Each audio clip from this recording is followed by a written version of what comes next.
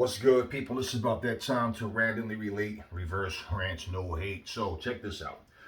I was watching a video with Andy Ruiz, and he was talking about, working with Pacquiao, and, you know, he was being interviewed by Ellie Setback, and he was asking him about, things about Pacquiao, something that he noticed about Pacquiao, took something he learned from him, something to that effect. And he starts talking about how Pacquiao was praying after his workouts and things like that. He circle his people around. He pray and all that, and he's saying these are things he's going to do, and he's a man of God. And he's saying he was talking about he met Tyson Fury and what it was like when they met. Now he says, check this out.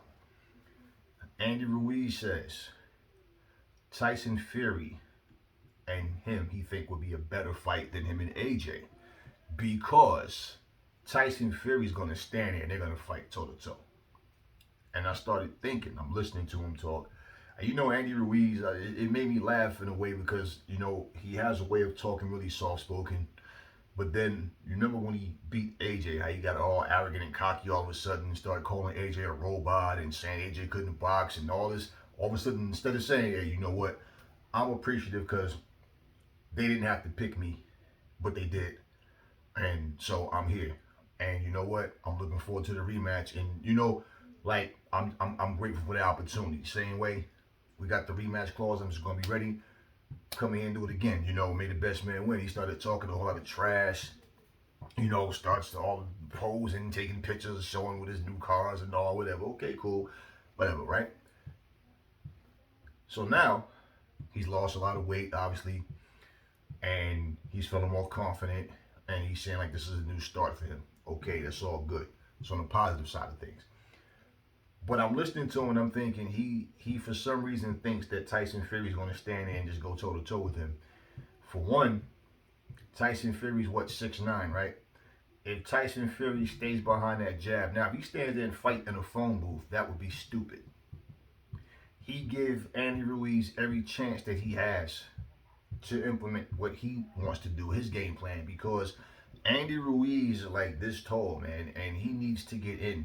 So now, if Tyson was to stand there and just pop that jab all night, keep the jab in front of his face, you know how how Tyson does it too, like to keep his hand out and try to keep the range, and and then just pop the jab, pow. I don't see Tyson Fury standing there fighting Andy Ruiz that way.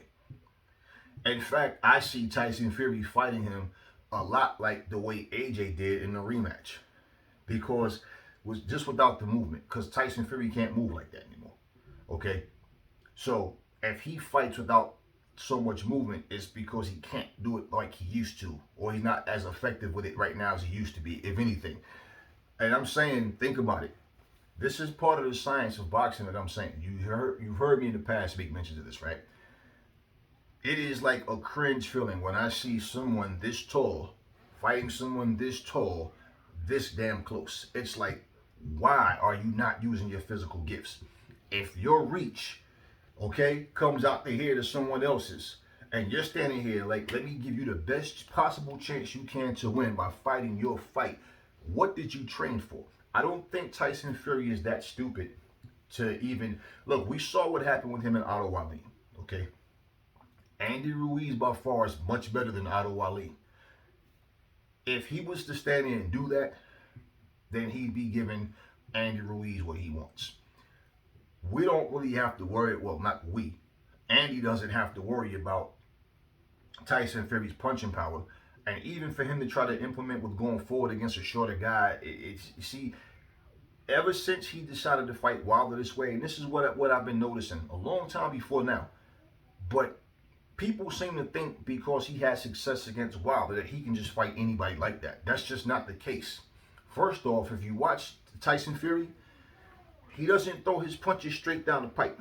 Tyson Fury throws his jab, he kind of reaches out. If you notice, he doesn't snap his jab. He kind of reaches with it. When he reach, then when he throws, well, I'm southpaw, so when he throws his jab, right, his right hand kind of comes. He always throws it like he almost like on top.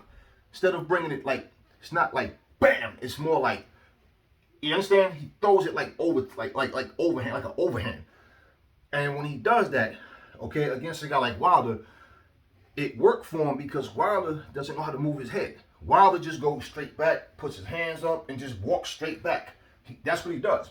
Ruiz is short, so Ruiz already can just get underneath. Fury would leave himself wide open and have trouble with doing that, because even if he does that and he miss, even with him being able to have the long arms and try to keep him out, his body's wide open, okay? Ruiz can score points like that and wear him down through the body. And I've always watched and said, why don't more people attack Fury's body? They're so busy trying to catch his head. It's like, if you remember that Ali fight where Ali had his hands on the ropes and Ali's in there doing all of this and moving, and the dude is throwing nothing but headshots. He's so anxious to get Ali out of there. He's throwing nothing but headshots. Not one shot to the body, and Ali's arms is behind him, and he's literally doing this. Just, you know what I mean? It's like, same thing. You want to catch a guy so bad, you're not even using your boxing smarts.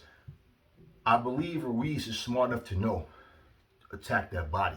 If he's working with Canelo now, pretty sure, in a fight with Tyson Fury, that's what he'd be instructed to do. And you're the shorter man, so you'll be able to get to the body first. Kill the body, the head dies. But him saying that, I'm thinking maybe he's saying that hoping that Fury would, he could bait him into, yeah, let's stand here and go toe to toe. That stuff about Ruiz can't punch is nonsense. Ruiz can punch. We've seen, fights where, I know Bob Arum made that comment about Ruiz as a fat kid, couldn't fight, couldn't punch, and all this nonsense. Yeah, he said that just like he used to praise Floyd Mayweather until Floyd left his ass. Then all of a sudden, Floyd is not, he said Floyd was better than Sugar Ray Leonard and Ali. He said Floyd was the greatest fighter he ever saw. That came out of Bob Arum's mouth until Floyd left him. So, no different. He said all these things about Andy. Then, he's no longer with Andy, right? So, of course he's going to say that. But at the end of the day, I'm listening to his words, and I'm just imagining this fight. Now, hey, Tyson might just come in and decide to stand there and do that, but I think it would be stupid if he did. I just can't picture Tyson Fury being that stupid to stand there and just give this man the best opportunity he can to win. Lateral movement, he doesn't have to get on his toes and dance and move. He's tall enough to just keep that jab out there. Lateral movement, just slide back a little bit, give him angles, just keep that jab pumping. Don't let Andy come in comfortably. First off, even for things that we've seen Andy, just a few little things we've seen him doing, going underneath the the aqua bag, slipping underneath and all that. To do this for 12 rounds is different. So even if you see a guy demonstrating something in a training video, that doesn't mean that he's going to be able to sustain that for 12 rounds. It doesn't mean he's not. But understand, for the things that he's saying that's new to him, when you fight against elite guys and those things aren't working, a lot of times your mind will automatically make you resort back to what you normally know how to do. And basically, the biggest thing that I've seen is he lost weight. In terms of skill, I can't sit here and tell you, oh, he's gotten much better. We don't know. We're not going to learn any of that, really. Not going. I don't see Chris Ariola's not going to be able to bring this out of him. Put it that way. And I'm not into the trash talking and everything, but he's basically big up in Chris Ariola to try to make Chris Ariola appear to be better than what he was, than what he actually is. And for you to trash the guy and say, talk like he's not a worthy opponent, why would anybody want to watch? So I get that as well. But what we're going to learn as far as him beating Chris Ariola is just how good he is, improvements or not. The old Andy Ruiz should destroy Chris Ariola. So if this is a new and improved Andy Ruiz, we'll have to see the fight, see what we come up with then. But fighting Chris Ariola is nothing like fighting Tyson Fury. So I was just picturing that in my head as he's saying it, and I'm thinking that would be completely stupid. That would be stupid. I remember somebody made a comparison and said, well, look at Hearns and Hagler. There was a difference in that. Hearns wasn't trying to stand there and bang with Hagler, so I don't even know why that came up, because Hagler was putting constant pressure on Hearns. He wasn't giving Hearns a chance to get his mindset to think what he wanted to do. And Hearns basically never got comfortable. He never let Hearns get his jab pumping effectively to where it was landing. He cut Hagler, but how Lennox Lewis, people would pressure Lewis, and Lewis is moving. And he'll throw shots, but he'll keep his distance. And then once Lennox start to land the same shots over and over, he realize, okay, I can catch you from this distance. Okay, I can catch you from this angle. Okay, and then Lennox start dropping his hand. This is when you knew Lennox was. When Lennox Lewis start doing this shit here, doing it, you knew Lennox Lewis was comfortable. He knows now. I got you now. And so Hagler never let Hearns get comfortable in his mind or physically where, okay, I'm jabbing. He's worried about the jab, the right hand. Let me just keep him, whatever. Let me just keep him at bay. He never let him get comfortable. He constantly pressured. He was eating shots. He was catching Hearns with some shots. He was eating shots. He caused Hearns to be exhausted. Hagler is more used to fighting at that pace than Hearns is. Hearns has always been a pace fighter. Hearns will try to get you out of there, especially when he catch you. Even whether he think he hurt you or not. If he catch you clean, Hearns is going to try to get you out of there. And if you can weather the storm, he just keeps the pressure coming. And he works behind that jab constantly. Hagler never let him get comfortable. Andy Ruiz is not that kind of fighter. So for him to be more mobile on his feet, a little quicker and coming in, it's still not the same. He's not used to doing that. So he's going to have to be able to do this. And through time, as he's training and fighting different styles, you have to adjust to your opponent. And I just believe that Tyson Fury is smart enough to know that he wouldn't fight him the way he's saying that. I believe that's the way Andy Ruiz hopes he fights him, but I don't see the fight going that way. And then I started to thinking about this too. Now, should this fight with Tyson Fury and Anthony Joshua actually happen? Because now, if you listen, Frank Warren just did an interview the other day, and he's talking about, well, they promised that the money would be there and that this would happen, that would happen, and they haven't delivered on their promise. And I'm saying, well, damn, Frank, what the hell are you doing? I mean, why is everything on Eddie Hearn? What are you doing to contribute to this fight? Right? So what are you doing? So then I'm thinking, okay, well, let's say the fight does happen.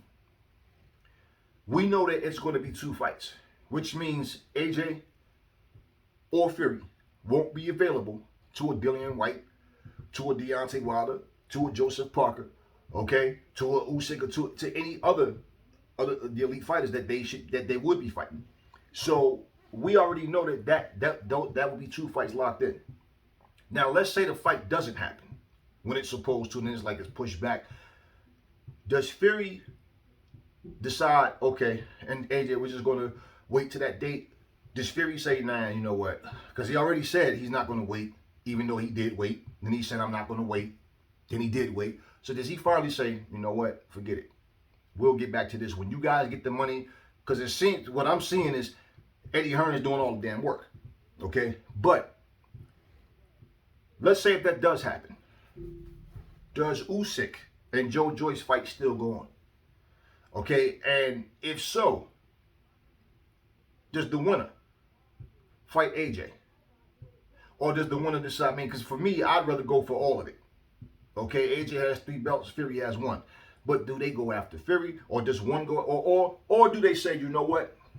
Since what was supposed to happen didn't happen, let's say, because Usyk, remember, Usyk was already AJ's mandatory. So do they do a switch and say, okay, Usyk, you're fighting AJ. Joe Joyce, you got Tyson Fury.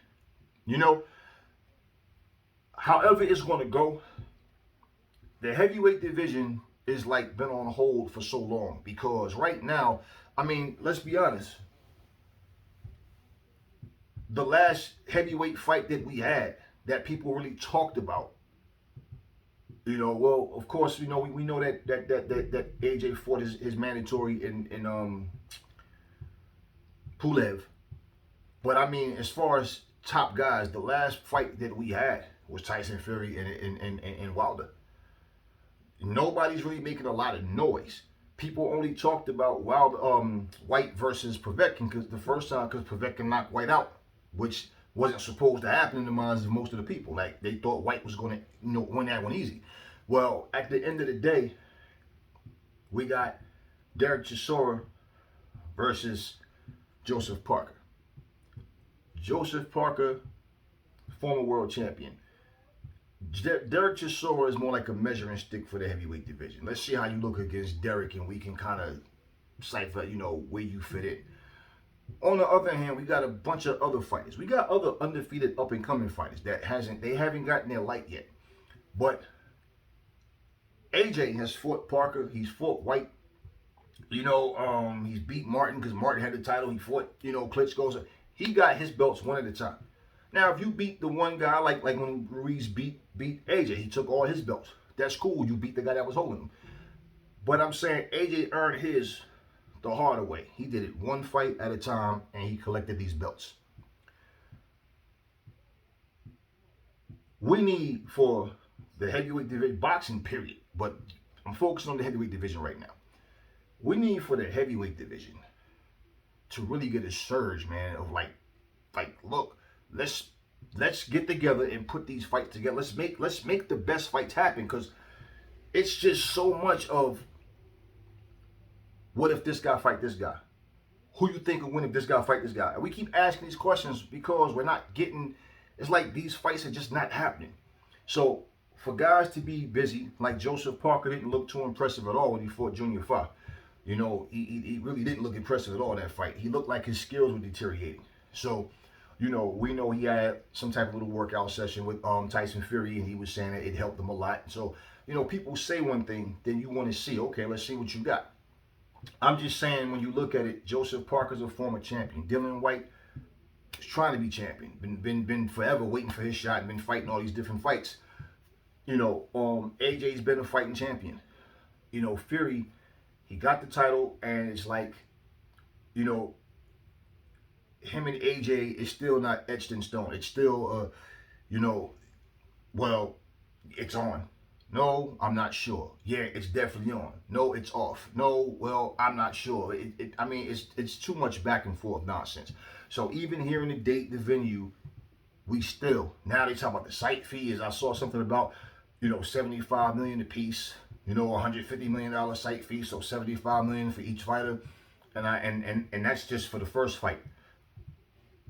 They're trying to keep the interest of people talking, but truthfully, everybody's going, yeah, okay. That's all good. All sound great. Yeah, they're going to be rich as hell. Yeah, we get it. But is the fight actually official or not? So right now, I'm looking at this thinking, what if the fight doesn't happen? Look at the best possible matchups out there. Look at the best possible matchups out there. Who is willing to step up and take the big fights? Because what I see also, a lot of people are afraid to fight certain people because not so much I'm scared of this guy, but more like, yo, he's a big risk. If I lose, that's going to push me back. So basically they take the meatball route, fight the meatballs, and then keep saying, man, look, I've been fighting, I'm active, I definitely want my shot again. Or I want this, I want that. Guys got to start calling out the right guys. I'm just being honest. At least Joseph Parker is in the fight. But Derek Chisora is a journeyman. I'm not interested in seeing anybody fight Luis Ortiz. Luis Ortiz, we already understand, Luis Ortiz, he's a decent fighter, and basically his claim to fame is getting knocked out twice by Deontay Wilder. Okay, and when people keep making it, oh yeah, but on one hand, oh, but he got knocked out. But on the other hand, yeah, well, wait though, he ain't no bum. He was beating Wilder. Yeah, because it's easy to outbox Wilder. But he couldn't avoid that right hand in both fights. So regardless of how good you was looking, you still got beat. Also understand, if you can beat Derek Chisora, well, how many losses does Derek Chisora have already? So it's not like you beat Derek Chisora, you just did something that nobody else did. He got like 9 or 10 losses or something like that, right? If you beat Luis Ortiz, like I said, his claim to fame was getting knocked out by Wilder twice. What else has he done? Who is he beating that all this boogeyman talk? So beating Luis, to say you beat Luis Ortiz, then what? And for some reason, certain fans, I'm not going to dig into it too much because we already know what it is and it's just really irrelevant, but certain fans love to call Vladimir Klitschko old. They love to call Povetkin old, but somehow Luis Ortiz has found the fountain of youth. So when we start looking at all of this and you start thinking, well, damn, who is really willing to step up? And look, we had Dillian White versus Joseph Parker. So I give Joseph Parker props, man, because he does want these fights, and not to say that the other heavyweights don't. And a lot of times, like I told you guys before, it's management a lot of times, and they're like, nah, right, not right now. But it's getting to the point. Listen, all these fighters are getting older, man, and they're just not moving. They're sitting back, they're waiting. Dillian White has been active, you know. AJ has been active. These guys are doing what they have to do. Now, if the fight is off, do they just say, you know what, screw that? Lock Joe Joyce and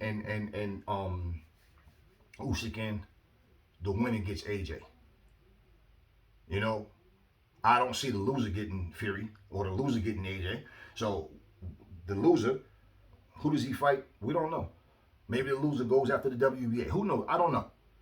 I don't think it's right that they keep putting Dillian White in the position of having to just keep fighting these guys, and basically, it's like every time we hear if he wins this fight, he's next for the championship. Somehow it just doesn't happen. Okay, we know that he lost to Povetkin, but even look at this whole thing with AJ and Fury. Can you say that it was actually going to happen? Was it a guarantee? No, you can't. You know. Now Dillian White, of course, did it to himself because he had the chance to fight AJ after he beat Chisora the last time, and he decided, man, they're playing games with me. This ain't no real money. Remember that, and he went another route. So he did it to himself. But it's the type of thing where outside of, look, I named these guys already. Outside of AJ, Fury, Dillian White, Wilder is a mystery of like what is he gonna do, and if he does, and when he comes back, who is he gonna jump in there with? So his name is still out there, but as far as activity, no. But bottom line, those four, right? Joe Joyce, Usyk. We got Daniel Dubois coming back to, let's see what he's looking like. It's still the same group of guys, Joseph Parker, Andy Ruiz. It's just still the same group of guys. And all the other guys who's on the outside trying to get their profile up. None of these guys are a big draw. And then none of these guys, people really look at them like they're worthy of even having a title fight. Even Dubois. I would pick Dubois over FA and all those other guys, to be honest with you. But after he just lost to Joe Joyce, understand he lost a close fight to a top guy. So people counting Dubois out, but I'm not. I'm just saying, as far as I know the way people look at him, like he has something to prove, and I get that. But at the same time, it's not the way people say it. If he'd have just went there and just got his ass whooped from round one and till a knockout, or him stopping or quitting, whatever, one thing. Those guys were scrapping back and forth, man. It was a very close fight. Joe Joyce was just the craftier and was tougher with taking the shots. He was able to absorb those shots, and I believe that not only was he physically fatigued, but mentally, like, damn, what I got to do to get this guy out of here, man. And the eye, you couldn't escape the jab, and we saw that. Okay, Joe Joyce has a little more than Dubois has in terms of technical skills. Overall, the way you put it together. But Dubois is more explosive and looks more impressive. You know what I'm saying? With how he's been getting guys out of there. At the end of the day, I'm not counting Dubois out, though. We'll see what he looked like in his return. And, hopefully he come back better than what he was. And then we see what happens from there. But the heavyweight division right now is really just, it's like at a standstill. My point, like, part of my point, we know, for example, that Derek Chisora is fighting Joseph Parker, but like, who's really talking about this fight? Who's really like, oh, I can't wait to see this one? This is another fight to say, okay, like I said, Junior Fa and Joseph Parker. In that fight, Joseph Parker didn't look so impressive. So let's see what he looks like now. Well, I don't know how much you can really tell, but then again, you can. Because an example is when Derek Chisora fought Usyk. People were trying to make you think Usyk was working magic in there. Like he was doing something that we just couldn't understand or see. No, we saw the fight. Derek Chisora has slowed down considerably, feet and hands. And he's just there to be hit. Usyk just didn't pack enough power to really stun him, And he had to, move. It was better for him because Usyk is naturally a much smaller guy. Usyk wasn't a big puncher at cruiserweight, so going to heavyweight is not just going to make him a big puncher all of a sudden. Um, but we'll see. We'll see. And I don't want to jump ahead and start. Now the matchups that I'm talking about, looking forward to, is because these guys are still here and they're still current in the top 10. But I don't really want to start looking ahead as far as saying I think this guy's going to fight this guy, because in all honesty, it doesn't really matter. I mean, it's just conversation, really. Because when you think about it, you don't even hear these fighters calling each other out. You just hear call outs as far as, I want this guy. I think Dillian Whyte really wants to fight Deontay Wilder. Okay? Wilder already said, listen to his own words. He told Dillian Whyte to stop talking. His style is easy for me to beat. Okay? That was his response. Not, listen, I'm sending you a contract. We gonna make this happen. I'm knocking you out or whatever. So it's like one guy wants to fight, but the guy he calls out wants to argue, but not actually fight. We get so much of this in boxing. So, just like I spoke about Billy Joe Saunders fighting Canelo, it doesn't matter if you think Canelo's going to whitewash him. Is it a fight that should or shouldn't happen? So who's Canelo going to fight? You don't just snap your finger, oh, Charlo next. Okay, Benavidez next. Okay, Caleb Plant. No, it doesn't work that way. So let's see what happens. And, again, and to address something that somebody said, right, in the comments about that, the difference, okay, and us believing that Billy Joe Saunders has a chance, okay? Canelo's a human being, just like Billy Joe. It's not like he's some superhuman, okay? But I don't feel, okay, that Billy Joe needs luck to beat Canelo. I believe Billy Joe is a much better boxer than people give him credit for. I look at his skill level and I say, if he can put it all together come fight night, he can do it. He has the skill to do it. He can beat Canelo if he can put it all together.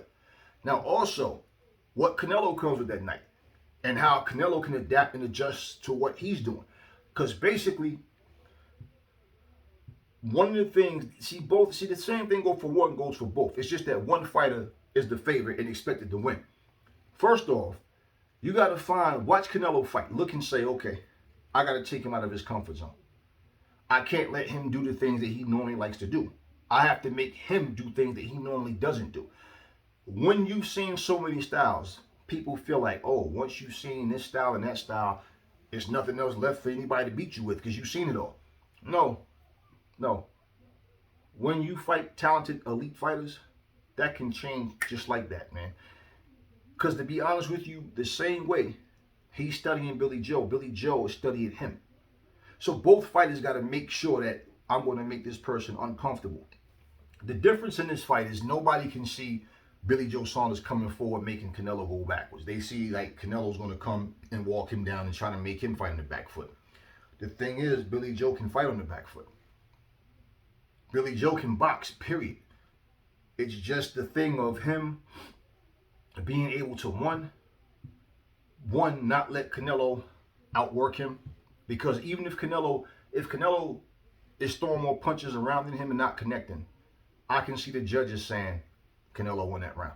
Just because he's outworking him, even though he's not landing. Even if Billy Joe, let's say if Canelo throw 50 punches around and Billy Joe throw 35. Let's say Canelo land 10 out of those 50 and Billy Joe land 12 out of his 35. There's no way they're giving Billy Joe that round. The rounds can't be so close. Now, Billy Joe is human. We can't sit here and expect him to just get superpowers and be able to do things that he just doesn't do. But he's gonna have to add, in my opinion, what we've seen him do. He's gonna have to be busier. That jab is gonna have to be the key, and his movement. And when I say his movement, I don't mean get on his toes and just dance all day. No, I mean when he's shooting that jab, he has to get to angles where Canelo can't fire a shot effectively. And as Canelo's trying to get his feet, popping his jab out, pop, throw his combinations and move. Not standing directly in front of Canelo, and giving Canelo the chance to just, come in and land better shots. Canelo, as far as cutting the ring off and trying to keep Billy Joe in front of him, this is how Canelo fights. Now, you see what I'm saying? But it's like, so what I'm saying, the adjustments I see Canelo having to just make adjustments to whatever Billy Joe is bringing. If he can do that, it's going to be more of an uphill battle for Billy Joe, because Billy Joe's not going to be able to be comfortable. But he's a boxer. I don't think he came into the sport to be comfortable. And this is his first big step up fight, so he knows he's going to have to be on his A game.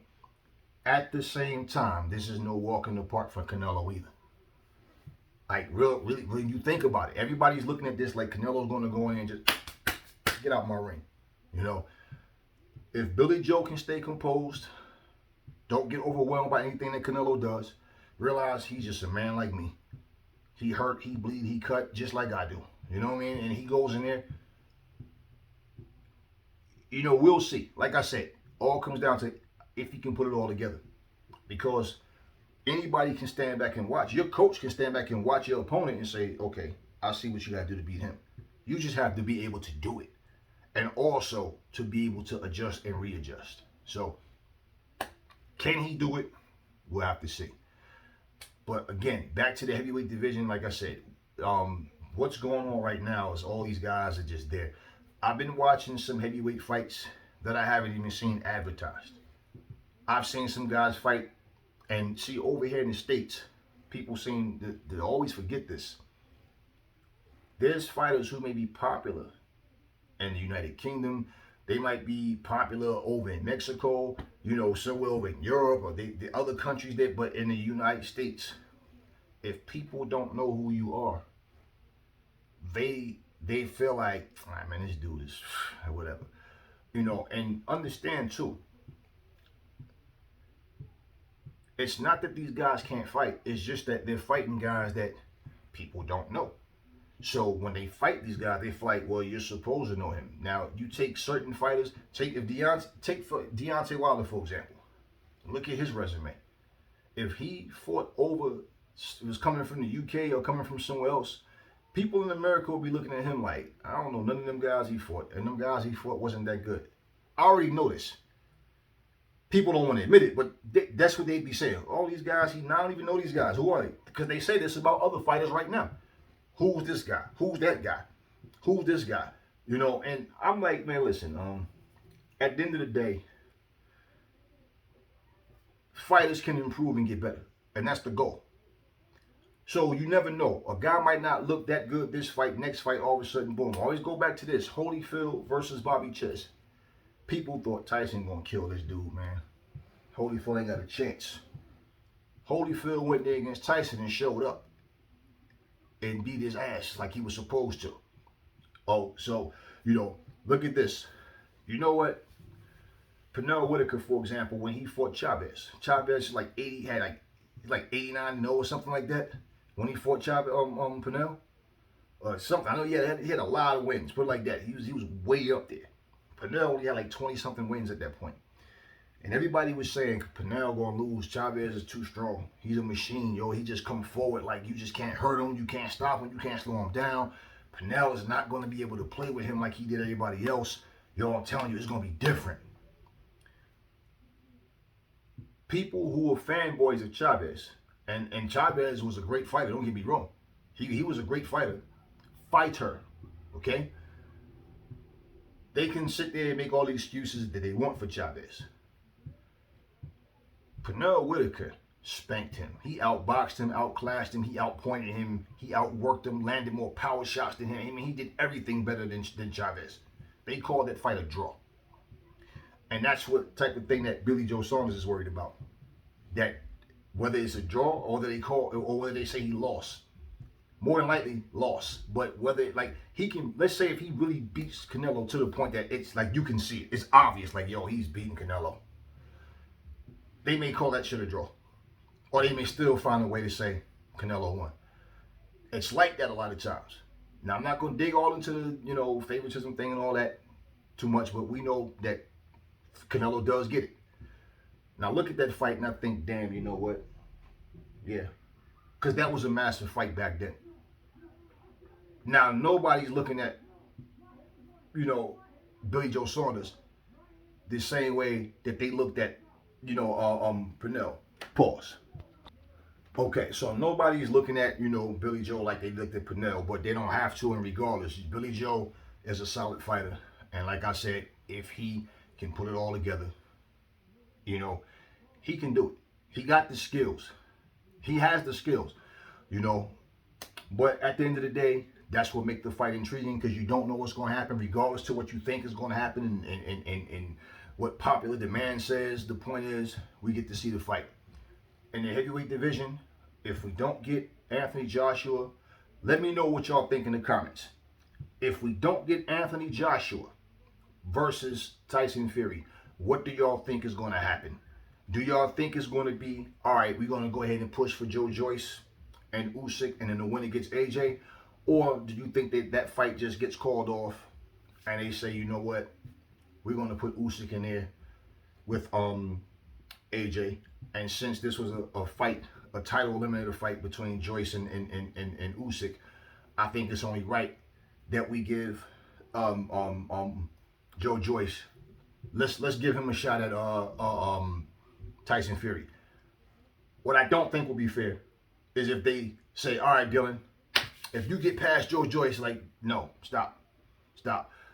Dylan, like Dylan said, he wanted that WBA, right? Yeah. I think that that's what Dylan should do. Go after that WBA. Go over there and knock out Trevor Bryant. Get you some gold around your waist. And you know what? At least then you got a title. Now, if you feel like you want a couple of soft touches because you've been fighting your ass off, and then say, all right, let's see what goes on, how things unfold. Because I want another big fight, but hey, he's been fighting these top guys back to back to back. Then okay, cool. Because right now there's a big imbalance in boxing, period. But the heavyweight division, it's like you keep looking, and it's like the same names. I don't care what names the sanctioning bodies put in there. These guys that we don't even know. I mean, just overall, when you look at who's who, it's the same names that stand out. And the fights are barely happening. So it is what it is. Y'all let me know what y'all think in the comment section about the heavyweight division. What y'all think should be going on right now. Who would y'all like to see fight? And let me know. And I will see y'all on the next video. Never fall in love with lies. And remember, the truth brings it out of people. Out.